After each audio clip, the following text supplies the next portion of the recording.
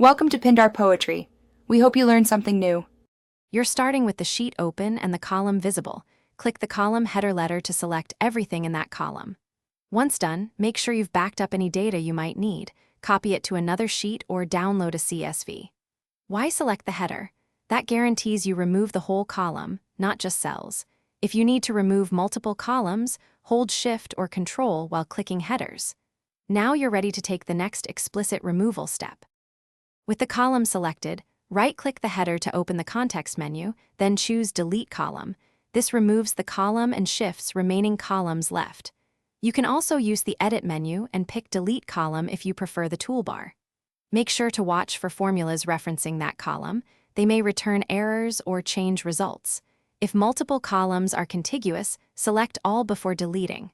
Once removed, confirm the sheet layout. After deletion, scan your formulas and data for broken references. #ref indicates a formula pointed to the removed column. If you spot issues, press Ctrl+Z or click Undo immediately to restore the column. If more time has passed, use File Version History to restore an earlier version. You can also insert a new column at the same position and adjust formulas to point to the correct ranges. If things still go wrong, make sure copies of the original data exist so you can paste.